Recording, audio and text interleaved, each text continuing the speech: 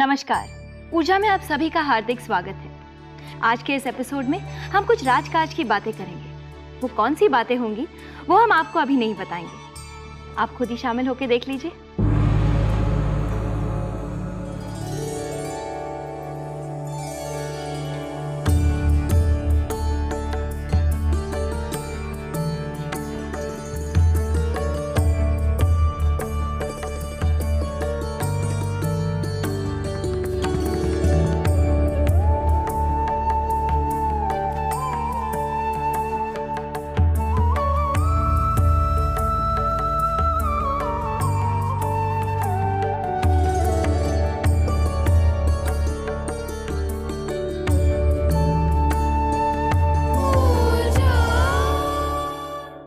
प्रणाम गुरुजी। सुखी हो बेटी। प्रणाम माता जी। गुरुजी, वैसे तो अपने अपने मंगल के लिए हम देशवासियों को मंगल धर्म का पालन करना चाहिए, तो क्या जो राज करने वाले हैं उनको भी इसी धर्म का पालन करना चाहिए?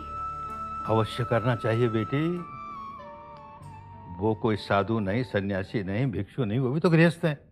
राज करने वाले भी गृहस्थ हैं, तो उनको तो और कड़ाई से पालन करना चाहिए। उनको देख करके लोग भी अच्छी तरह से पालन करेंगे। यथा राजा तथा प्रजा। राजा धार्मिक होगा तो प्रजा भी धार्मिक होगी। बहुत आवश्यक है, क्योंकि अगर राजा धार्मिक नहीं होता है तो प्रजा में अधर्म फैलता है। राजा को विशेष रूप से राजधर्म का भी पालन करना है। प्रजा मंगल धर्मों का पालन करे, राज करने वाले मंगल धर्म का पालन करे, साथ साथ राज कर रहे हैं तो राज धर्म का पालन करें। उनको इस क्षेत्र में धार्मिक होना है। फितो भवतु लोको से राजा भवतु धम्मिको। राजा जब धार्मिक होता है तो बहुत समृद्धि फैलती है, प्रजा में बहुत समृद्धि फैलती है। तो समृद्धि फैलने के लिए, सुख फैलने के लिए राजा को धार्मिक होना आवश्यक है, धर्म का पालन करना आवश्यक है। धर्म का माने ये धर्म वो धर्म नहीं, सामान्य धर्म, राजधर्म का पालन करना बहुत आवश्यक है।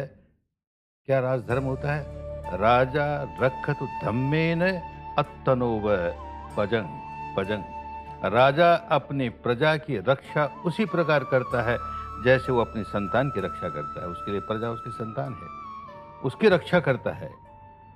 रक्षा केवल बाहर के आक्रमणों से ही नहीं, भीतर के भी चोरों से, डाकुओं से, लुटेरों से, आतंकवादियों से, आतताइयों से, इनसे भी रक्षा करनी है।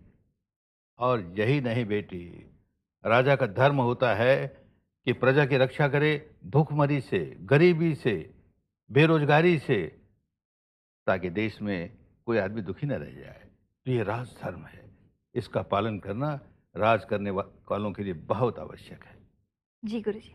गुरुजी, लोगों की नजर हमेशा अपने नेताओं पर होती है। हाँ। पुरातन भारत की कोई ऐसी एक कहानी सुनाएंगे जिससे ये बात स्पष्ट हो? बेटी, भारत का अतीत बहुत गौरवमय था। ऐसे अनेक उदाहरण हैं जहाँ पुराने राजाओं ने अपने राजधर्म का किस तरह पालन किया। एक घटना भगवान बुद्ध ने अपने पूर्व जन्म की एक घटना लोगों को सुनाई। एक बड़ा पराक्रमी राजा था उस समय भारत का।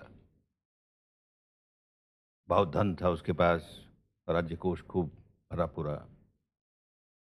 उसने अपने पुरोहित को बुलाया और कहा कि मैं एक बहुत बड़ा यज्ञ करना चाहता हूँ ताकि और मेरा नाम हो, प्रसिद्धि हो। पुरोहित बड़ा समझदार था, खुशामदी नहीं। उसने कहा नहीं, तू यज्ञ करने लायक नहीं। मैं यज्ञ करने लायक नहीं? क्यों? तुम्हारे राज में जैसा अच्छा राज होना चाहिए वैसा राज नहीं है। गांव में चोरियां होती हैं, लुटेरे लूटते हैं, शहरों में भी लुटेरे लूटते हैं, राजपथ पर लोग लूटे जाते हैं। लोगों की सुरक्षा नहीं है, इतनी बेकारी फैली हुई है, तो लोग लूटने का काम करेंगे, चोरी का काम करेंगे। तो ये राज्य व्यवस्था तुम्हारी इस लायक नहीं है कि हम उसको आदर्श राज्य कहें और उसके लिए यज्ञ करें। मैं तुम्हारे लिए यज्ञ करने को तैयार नहीं।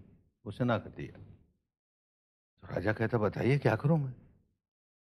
जितने ये चोर डाकू लुटेरे हैं उनको कड़ी से कड़ी सजा दूंगा, और किसी किसी को अपने देश से बाहर निकाल दूंगा। अरे कुछ नहीं होगा इससे। उनको सजा दोगे, निकाल दोगे, तो भी देश में गरीबी है, भूखमरी है, बेरोजगारी है, और तैयार होंगे इसी तरह के लोग। अंत नहीं आएगा। तो क्या करूं? देख, जो लोग खेती करने वाले हैं उनको खेती करने के लिए बीज दे, उनको आवश्यक धन दे। जो व्यापार की रुचि रखते हैं, व्यापार की योग्यता रखते हैं, उनको व्यापार करने के लिए पूंजी दे। जो नौकरी चाहते हैं उनको कहीं ना कहीं नौकरी मिलेगा, राज्य में लगा। कई सारे इतने तुम्हारे जो विभाग हैं, कहीं ना कहीं नौकरी में लगा। लोग भुखमरी से बच जाएंगे, बेकारी नहीं रहेगी, तो काहे खोटा काम करेंगे। प्रजा की बात समझ में आई। उसने ऐसे ही किया। देश से गरीबी दूर हुई, बेकारी दूर हुई। तब उसने यज्ञ कराया। राजा अपना धर्म पालन करता है तो प्रजा बड़ी सुख से सोती है। तो राजा को धार्मिक होना बहुत जरूरी है, राज धर्म का पालन करना बहुत जरूरी है। जी गुरुजी। गुरुजी, इसी विषय पर आपसे बातचीत जारी रहेगी, लेकिन यहाँ हमें लेना होगा एक छोटा सा ब्रेक। एक बार फिर स्वागत है आप सभी दर्शकों का हमारे शो ऊर्जा में। गुरुजी, क्या ये ऐतिहासिक तथ्य नहीं है कि कलिंग युद्ध के बाद सम्राट अशोक भगवान बुद्ध के फॉलोअर बन गए थे और उन्होंने अपनी पूरी सेना को भगवा वस्त्र पहनाकर भिक्षु बना दिया था, उनकी तलवारें तोड़ दी थी? बेटी, झूठ नहीं, सफेद झूठ है। बुद्धत्व प्राप्त करने के 1 वर्ष बाद ही ऐसी घटना घटी कि उसके शिष्यों ने, भगवान बुद्ध के शिष्यों ने बिंबसार, राजा बिंबसार के कुछ सैनिकों को भिक्षु बना लिया। बिंबसार ने बुद्ध को खबर की कि हमारे कुछ सैनिक आपके लोगों ने भिक्षु बना लिए हैं। बुद्ध को मालूम हुआ, उसने डांट लगाई। आज के बाद कोई भी व्यक्ति, हमारे यहाँ का कोई भी संघ का व्यक्ति किसी सैनिक को, सेनाधिकारी को भिक्षु बनाएगा तो उससे बड़ा कोई दुष्कर्म नहीं होता। तुम किसी सैनिक को भिक्षु नहीं बना सकते। ये उनके बुद्धत्व प्राप्त होने के दूसरे वर्ष की बात है। देश की रक्षा के लिए बुद्ध के उपदेश भरे पड़े हैं।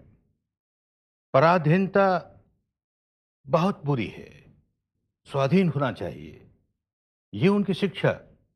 जहां जहां पर भी इस तरह के प्रश्न उठे, उन्होंने स्वाधीनता का पक्ष लिया। तो ये स्वाधीनता का पक्ष लेने वाले बुद्ध का शिष्य और अपने देश पर कोई हमला करे, हमने तो सबको साधु बना दिया और सबके हाथ में माला दे दी, तलवार तोड़ दी। अरे उसने ये प्रतिज्ञा की थी कि हम किसी अन्य देश पर हमला नहीं करेंगे। कलिंग पर हमला करके देख लिया, कितने लोग मारे गए। तो अपनी राज्य लिप्सा पूरी करने के लिए, मैं बड़ा सम्राट हो जाऊं, ये करने के लिए पड़ोसी देश के लोगों को मारे, अत्याचार करे उन पर, गलत बात है। तो हम किसी पर आक्रमण नहीं करेंगे, ये निर्णय था। लेकिन सरहद पर अपनी फौजें पहले से कुछ ज्यादा लगा दी। दुश्मन ये ना समझ ले कि अभी आक्रमण नहीं करेगा तो ठीक है, इसको लूट लो, आसान बात है। अगर सचमुच उसने सेना बर्खास्त कर दी होती, सबको भिक्षु बना दिया होता, तो पड़ोसी लोग तो कब के हमला कर जाते। किसी ने हमला नहीं किया। ये घटना, कलिंग वाली घटना घटने के बाद 29 वर्ष तक अशोक ने राज किया। थोड़ा समय नहीं होता। और अगर उसके पास सेना नहीं रहती, सब भिक्षु हो गए होते, तो पड़ोसी तो कब के लूट लेते हमारे देश को। एक हमला नहीं हुआ। इतना बड़ा विशाल राज्य उसका, और उसको उसने संभाल के रखा, उसकी सुरक्षा रखी। तो ये गलत बातें जो फैली, उससे हमने अपनी हालत शर्मनाक बना ली। निकलेंगे, उसके बाहर निकलेंगे, सच्चाई समझ में आएगी तो हम गौरव प्राप्त करेंगे इस बात से कि हमारे देश में ऐसे भी राजा हुए जिन्होंने दूसरों पर तो हमला नहीं किया, पर अपने आप को बचाया, अपने देश को बचाया। जी गुरुजी। गुरुजी, ये तो बात हुई राजा की, लेकिन क्या तब भारत में गणराज्य भी थे? हाँ हाँ, थे ना। जैसे भगवान के जन्म स्थान शाक्यों का गणराज्य था, उनका भी ऐसे और भी गणराज्य थे। वैशाली में लिच्छवियों का गणराज्य था, छोटा स्थान था, और बगल में मगध का बहुत बड़ा राज्य और बहुत बड़ी शक्ति उसकी। तो उनको भय रहता था कि कहीं यह मगध नरेश हम पर हमला करके हमको पराधीन न बना ले, जैसे शाक्यों को पराधीन बना लिया कौशल राजा ने, ऐसे ये हमको न बना ले। तो भगवान बुद्ध से मिलते हैं और उनसे जानना चाहते हैं कि हम अपनी सुरक्षा कैसे करें। भगवान ने उनकी सुरक्षा के लिए, गणराज्य की सुरक्षा के लिए सप्त सूत्री उपदेश दिया, माने 7 सूत्रों का उपदेश दिया। वो ऐसा उपदेश है कि केवल उस समय के गणराज्य की सुरक्षा के लिए ही प्रासंगिक नहीं है, रेलेवेंट नहीं है। आज भी जितने गणराज्य हैं दुनिया में और भविष्य में जितने भी गणराज्य होंगे दुनिया में, उन सब की सुरक्षा के लिए एक उनका घोषणा पत्र है, उसका पालन करेंगे। किसी गणराज्य को कोई हाथ नहीं लगा सकता। तो रक्षा की बात कीजिए, बहुत बड़ी रक्षा की बात कीजिए। शुक्रिया गुरुजी। गुरुजी, हम आपसे गौरवपूर्ण इतिहास के बारे में और भी जानकारियां लेंगे, लेकिन एक छोटे से ब्रेक के बाद।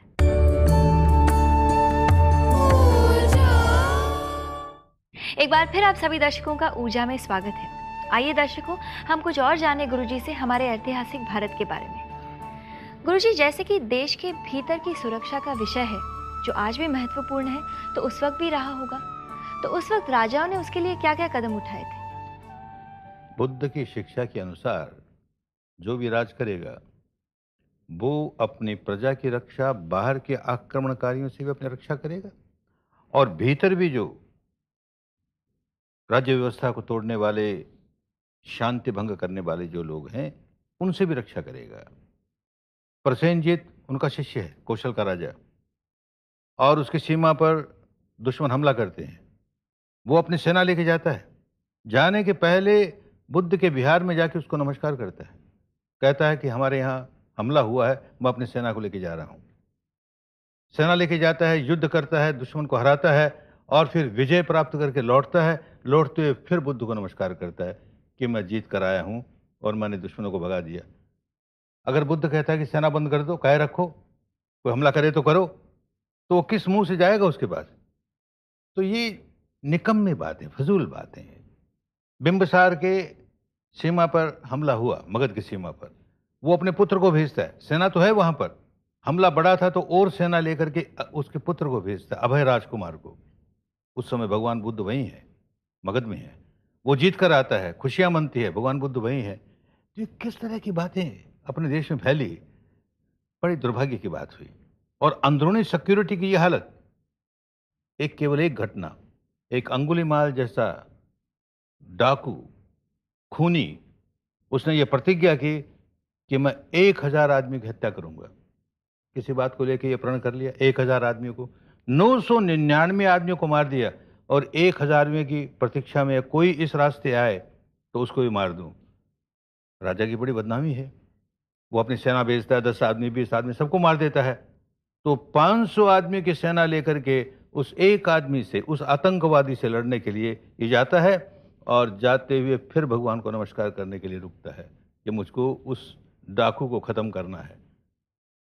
तो अगर बुद्ध ये कहते कि नहीं, सेना नहीं होनी चाहिए, कोई आक्रमण बाहर का करे तो करे, भीतर का करे तो करे, राजा को उसकी चिंता नहीं करनी चाहिए, कितनी उल्टी बात। बुद्ध कहता राजा का धर्म है रक्षा करनी, बाहर से भी भीतर से भी। प्रजा को अपने संतान की तरह पालन करो। तो बेटी बुद्ध की शिक्षा में कहीं इस तरह की गलत बातों का नामो निशान नहीं है। फैल गई बातें अपने आप सुधरेंगी, लोग समझेंगे। गुरुजी, हम इस बात को और डिटेल में जानना चाहेंगे। क्या आप हमें ये बताएंगे कि सम्राट अशोक ने आंतरिक शांति और सुरक्षा के लिए क्या क्या किया? बेटी, आंतरिक शांति के लिए एक बहुत महत्वपूर्ण बात यह होती है कि बड़ा राज्य हो, बड़ा साम्राज्य हो, तो उसमें अनेक संप्रदाय होते हैं, छोटे बड़े, और वो संप्रदाय आपस में लड़ते हैं, झगड़ते हैं। हम आज देख रहे हैं ना, ऐसा होता है। तो देश में शांति कहाँ से आएगी? अशांति होगी, खून खराबा होगा। ये राज धर्म को जानता है। भगवान बुद्ध ने जैसे धर्म सिखाया, बौद्ध धर्म नहीं सिखाया, धर्म सिखाया, और धर्म तो सबका होता है, हर संप्रदाय का धर्म तो एक ही है। तो बहुत ख्याल रखता है इस बात का कि मेरे देश में, मेरे राष्ट्र में, मेरे राज्य में तरह तरह के संप्रदाय हैं, ये आपस में लड़े नहीं। तो शिलालेख में कहता है कोई संप्रदाय वाला दूसरे संप्रदाय की निंदा नहीं करे, क्योंकि जहां निंदा करे वहां झगड़ा होगा। हर संप्रदाय में जो अच्छी बातें हैं उनको उजागर करे। तो प्यार होगा, मोहब्बत होगी। कलिंग के बाद भी 29 वर्ष तक राज किया, बाहर का एक हमला नहीं हुआ, तो मजबूत था ना। ऐसे ही 29 वर्ष में देश में एक सांप्रदायिक दंगा नहीं हुआ। कितने प्यार से लोग रहे, क्योंकि सबको एक ही बात सिखाता है कि भाई आपस में भाईचारा करो। आपस में लड़ोगे तो दोनों खोओगे, दोनों अपनी शांति नष्ट करोगे। राजा है, उसके लिए मेरी संतान है, दोनों मेरी संतान है, सारी प्रजा मेरी संतान है। इस प्यार के साथ उसने बांध के रखा। और अंदर भी अगर कहीं कोई आदमी गड़बड़ करता है, कोई शांति भंग करता है, तो दंड भी देता है। कहता है शिलालेख में, अगर मेरी प्रजा पर कोई लूटने का काम करेगा तो देखो मेरे हाथ में तलवार है, अपनी जान खो देगा। जो आदमी इतना सजग है, आदर्श राजा हुआ। इसलिए हमारा देश स्वतंत्र होने पर हमने अपने देश की ध्वजा में चक्र लगाया अशोक का। हमने अपने राज्य चिन्ह, उसके वो चौमुखी जो शेर हैं, उनको राज्य चिन्ह बनाया, क्योंकि आदर्श था। ये गौरव की बात है। इसको जब देखते हैं पड़ोस के देश के लोग, बड़े खुश होते हैं। देखो भारत के लोगों ने सम्मान दिया अशोक को। तो इस तरह की जो गलत बातें फैली है उसको दूर करना है, जो सही बात है वो प्रकाश में आनी चाहिए। शुक्रिया गुरुजी। आज हमने सम्राट अशोक के अनेक पहलुओं को जाना। आपने तो उनकी एक नई पहचान बता दी हमें। आपने ये भी कहा कि इतिहास हमें बहुत कुछ सिखाता है, अगर हम उसे सही ढंग से सीखना चाहे तो। गुरुजी, अब वक्त होता है दर्शकों के प्रश्नों का। तो दर्शकों, कहीं मत जाइएगा, मिलते हैं एक छोटे से ब्रेक के बाद। स्वागत है आप सभी दर्शकों का एक बार फिर ऊर्जा में। गुरुजी, पहला प्रश्न पूछ रहे हैं भारत हितेशी जी मुंबई से। वो पूछते हैं कि मैं इंडियन फिलॉसफी का स्टूडेंट हूँ, मुझे जीवन में अब कोई आसक्ति नहीं है। जब मेरी बेटी को बेटा पैदा हुआ तो मैंने अपनी बेटी से कहा कि इसमें कौन सी बड़ी बात है, शादीशुदा लड़के लड़की को तो बच्चा पैदा होता ही है। ये सुनकर मेरी पत्नी ने कहा कि फिलॉसफी के अभ्यास ने मुझे पत्थर दिल बना दिया है। गुरुजी, कृपया आप मुझे बताएंगे कि क्या मेरा ऐसा रिएक्शन गलत था? भाई गलत ही नहीं, बहुत गलत था। तुम कैसी फिलॉसफी की बात करते हो? अनासक्त होने का मतलब ये नहीं है कि हम भीतर का प्यार खो बैठे, मैत्री खो बैठे, करुणा खो बैठे, मुदिता खो बैठे। ये कैसी अनासक्ति हुई? तुम तो गृहस्थ हो, तो तुम्हारी तो और बड़ी जिम्मेदारी है। एक भिक्षु को, एक सन्यासी को भी ऐसी कोई बात नहीं कहनी चाहिए जो किसी को चोट लगे। तुम्हारी बात से तुम्हारी पत्नी को चोट लगी, हमारे समझ में आती है क्यों चोट लगी। और यही बात जब तुम्हारी बेटी सुनेगी तो उसको और अधिक चोट लगेगी। तो ये कैसा तुम्हारी अनासक्ति हुई? सचमुच जो व्यक्ति अनासक्त होगा उसका चित्त निर्मल होगा, और निर्मल चित्त में प्यार भरेगा, मैत्री भरेगी, करुणा बढ़ेगी, औरों को मोद में देख करके मन में मुदिता जागेगी। तुम आसक्त नहीं हो, इसका मतलब यह नहीं कि तुम रूखे हो। व्यवहार में, तुम्हारे सारे व्यवहार में स्नेह होना चाहिए, प्यार होना चाहिए। फिलॉसफी ठीक से समझे नहीं तुम, क्या फिलॉसफी है ये? जी गुरुजी, उम्मीद करती हूँ कि हितेशी जी को आपकी बात ज़रूर समझ में आई होगी। गुरुजी, अगला हमें ईमेल आया है करनाली हिमानी जी का, जयपुर से। वो पूछती हैं कि दहेज विरोधी कानून महिलाओं की रक्षा के लिए बना है, पर कुछ महिलाएं उसी का उपयोग करके ससुराल वालों को परेशान करती हैं, तो इस कानून के तहत कार्रवाई नहीं करनी चाहिए? इस कानून के तहत क्या कार्रवाई करोगे, ये तो किसी वकील से पूछना चाहिए, वो बताएगा।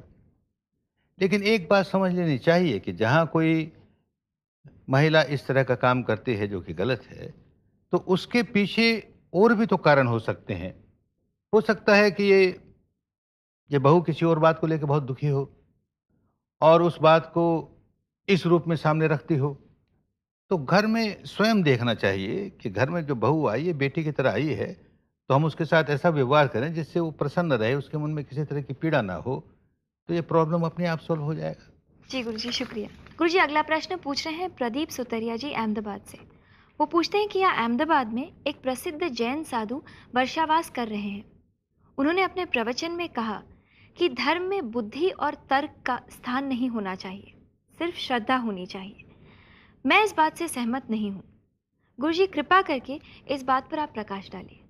बेटी, मुनि महाराज ने जो कहा, कुछ सोच समझ के कहा होगा, वो जाने। लेकिन जहाँ तक धर्म का सवाल है, श्रद्धा बहुत आवश्यक है, धर्म की बुनियाद है। श्रद्धा ही नहीं होगी तो धर्म के रास्ते चलेगा कैसे आदमी। लेकिन साथ साथ ये भी आवश्यक है कि किसी बात को श्रद्धा कह करके अंधश्रद्धा में न बदल दें। जो बात भी धर्म के नाम पर हमारे पास आती है उसको बुद्धि के तराजू पर तोल के देखेंगे, तर्क की कसौटी पर कस के देखेंगे, तब स्वीकार करेंगे। तो धर्म में कहीं ऐसा ना हो जाए कि मजहब में अक्ल को दखल नहीं, इस तरह की बात होगी तो अंधभक्ति फैलेगी, अंधश्रद्धा फैलेगी, धर्म नष्ट होगा। मुनि महाराज ने क्या बात कही, क्यों कही, इसका उत्तर वो दें। लेकिन मैं ये समझता हूँ कि उसके साथ बुद्धि का प्रयोग होना आवश्यक है। श्रद्धा और ज्ञान दोनों साथ साथ चलने चाहिए। जी गुरुजी, शुक्रिया। गुरुजी, इसी के साथ हमारा आज का एपिसोड यहीं पर समाप्त होता है। प्रणाम। खूब सुखी हो बेटी, खूब सुखी हो। प्रणाम माता जी। दर्शकों, आप हमें इसी तरह अपने प्रश्न जरूर लिख भेजिए। हमारा पता है ऊर्जा G network, PO bag number 1, अंधेरी ईस्ट, मुंबई 99, इंडिया, TVC। आप हमें ईमेल भी कर सकते हैं response@znetwork.com। अगले हफ्ते इसी दिन इसी समय जरूर देखिए ऊर्जा। नमस्कार।